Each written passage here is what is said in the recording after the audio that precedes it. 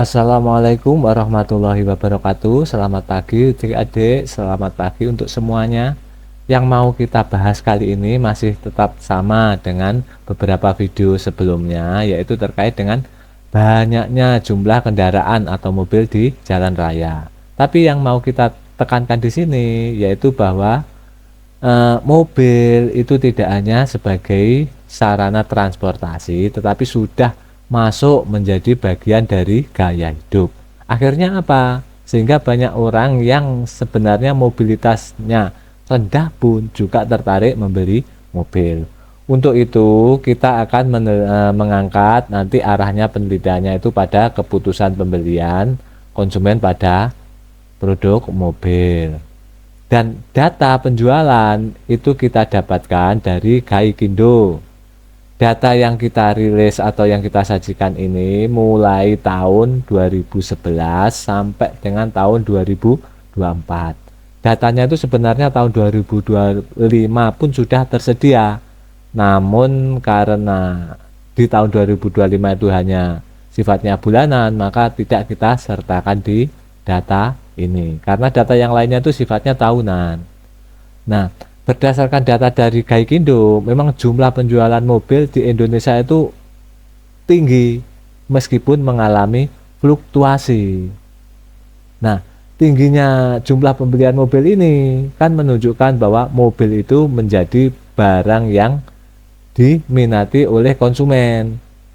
Tentunya dengan kriteria tertentu, maksudnya itu sesuai untuk konsumen yang memiliki daya beli untuk membeli mobil. Nah, data dari Gaikindo ini menunjukkan bahwa fluktuasinya penjualan mobil itu mencapai titik terendah itu pada tahun 2020, yaitu ketika terjadi pandemi. Setelah itu jumlahnya itu cenderung meningkat meskipun juga mengalami fluktuasi. Misalkan di tahun 2024 itu cenderung menurun dibandingkan dengan tahun-tahun sebelumnya. Berdasarkan data ini menguatkan fakta bahwa mobil itu memang menjadi bagian dari gaya hidup konsumen, sehingga kita tertarik untuk melakukan penelitian mengenai keputusan konsumen dalam pembelian mobil maupun preferensi dari pembelian mobil itu pada merek apa. Itu terserah nanti adik-adik. Hanya saja yang kita tampilkan di sini adalah data-data yang terkait dengan itu.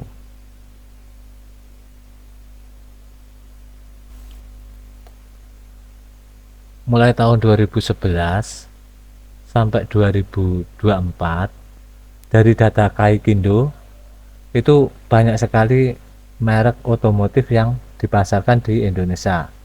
Dan pada data ini kita tampilkan nomor 1 sampai 10 mobil dengan penjualan terbanyak. Berdasarkan data ini, yang ingin kita dapatkan informasinya yaitu mobil mana yang ternyata dengan penjualan tertinggi paling banyak diminati oleh konsumen, maupun mobil-mobil yang memiliki fluktuasi penjualannya. Nah, fenomena-fenomena ini nanti bisa menjadi dasar bagi kita untuk memilih salah satu merek ini untuk diteliti. Misal dari tahun 2011 sampai 2024 itu ternyata Toyota ini pada peringkat pertama, diikuti oleh Daihatsu juga pada peringkat kedua dan stabil selama kurun waktu tersebut.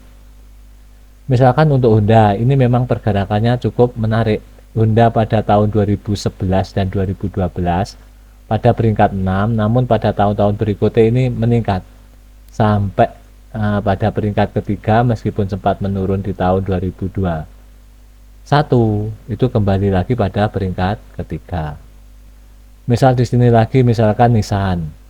Nissan ini meskipun pada tahun 2012 dan 2011 sampai 2012 berada pada peringkat kelima, pada tahun-tahun berikutnya ternyata menurun posisinya. Artinya jumlah pembelian Nissan itu cenderung menurun dibandingkan pembelian untuk merek-merek yang lain. Jadi dari gambaran pergerakan jumlah penjualan untuk masing-masing merek ini, nanti adik-adik bisa menentukan atau memilih merek mana yang tertarik untuk diteliti.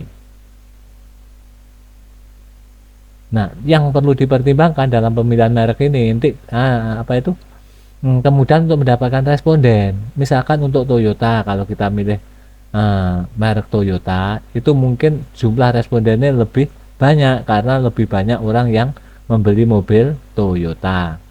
Nah, untuk merek-merek yang lain juga demikian. Jadi nanti adik-adik pertimbangkan sendiri, seumpama tertarik memilih salah satu merek, itu berkaitan dengan kemudahan untuk mendapatkan respondennya nanti. Ada beberapa jurnal acuan yang nanti bisa digunakan sebagai rujukan terkait dengan penelitian mengenai keputusan pembelian mobil ataupun persaingan di antara berbagai merek mobil. Di antara jurnal rujukan ini, misalkan jurnal yang pertama ini mengenai masalah analisa preferensi.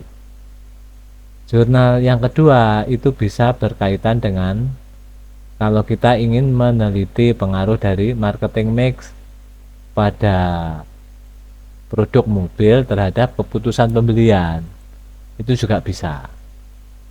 Demikian juga kalau kita meneliti mengenai marketing mix terhadap pembelian juga dilakukan oleh jurnal yang ketiga ini. Jadi nanti jurnal-jurnal ini mungkin bisa menjadi rujukan atau referensi.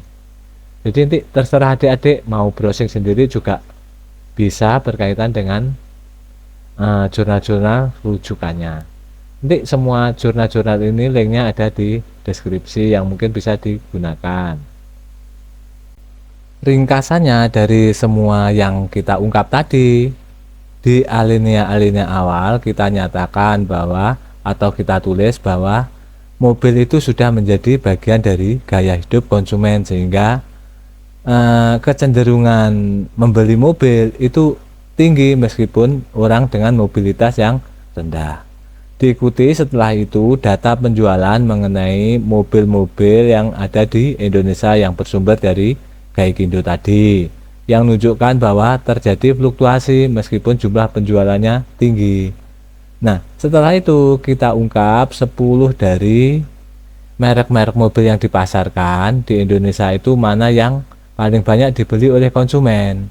Dan data itu nanti menjadi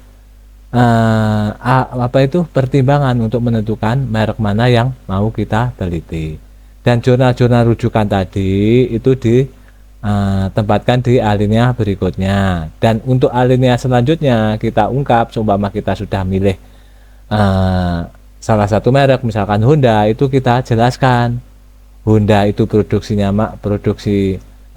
negara dari mana, terus jenis atau tipe yang ingin kita teliti apa, terus mengapa memilih Honda, itu juga bisa dijelaskan di alinea-alinea setelahnya. Setelah itu mengerucut pada rumusan masalah. Demikian ya adik-adik, barangkali ada yang kurang jelas bisa komentar di kolom komentar. Terima kasih untuk semuanya, tetap semangat, salam damai dan sejahtera. Wassalamualaikum warahmatullahi wabarakatuh.